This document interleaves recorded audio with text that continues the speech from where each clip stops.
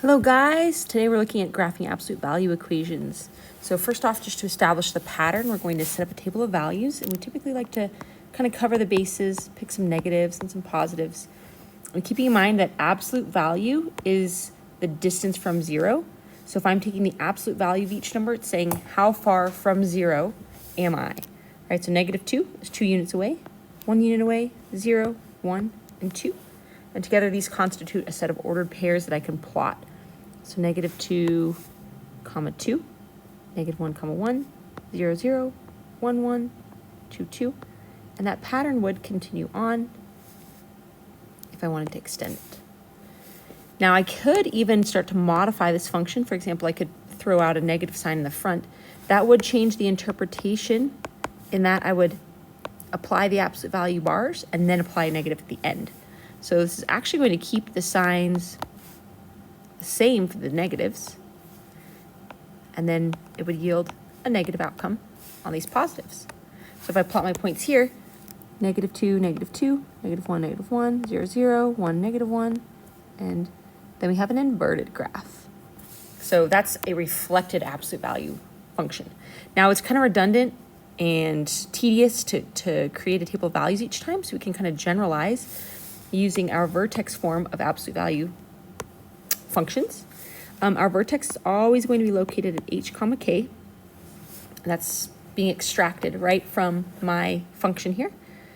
Any other transformations that I could generalize? So h is going to move the graph right or left. So this is a horizontal transformation. K is going to move it up or down. It's a vertical. A is going to stretch. So say the A stretches or compresses the graph. So it makes it grow faster or slower. And the graph is reflected, as we saw up above,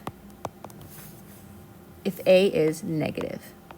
Okay, so if we can just kind of use these generalizations, then we can plot any type of graph without having to make a table of values. Okay, it does help to write our general template above or below, so we can kind of cross compare. So here we're seeing that we have a vertex of 2, 0. So I can go ahead and plot that point. The A value is like my slope.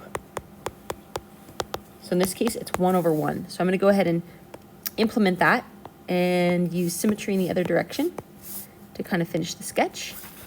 Domain for these types of functions is always going to be all real numbers. And then the range is going to be contingent on my k value. So here, I want my y to be greater than or equal to 0 because that's my k value.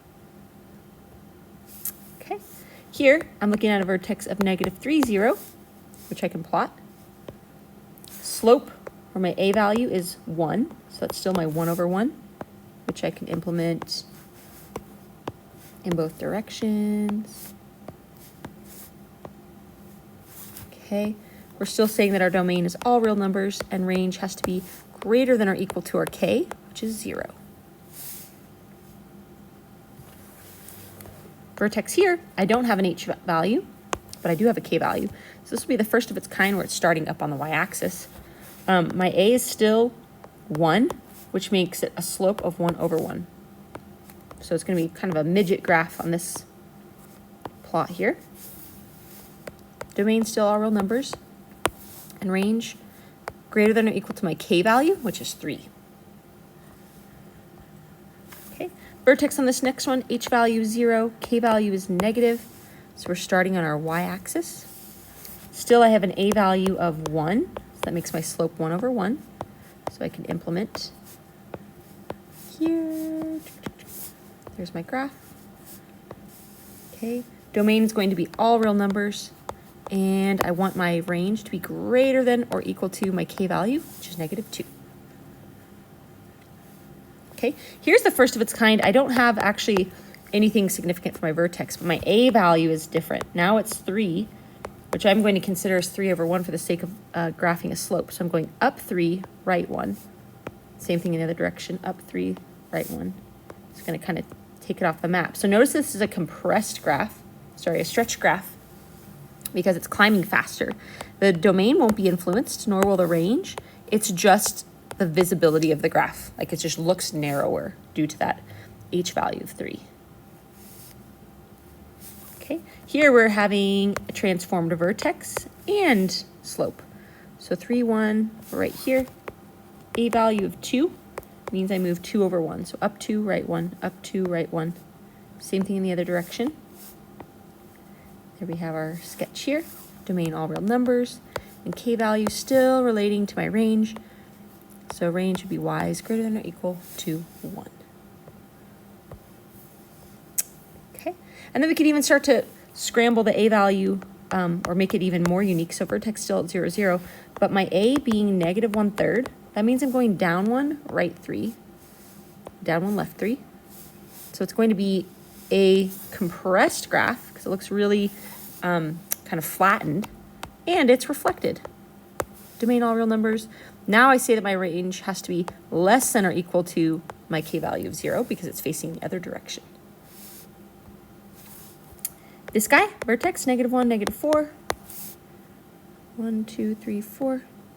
Okay, my a value is negative 1, and so if I take that as a ratio, down 1, right 1, it's going to actually be typical shape, but just reflected. Domain still all real numbers.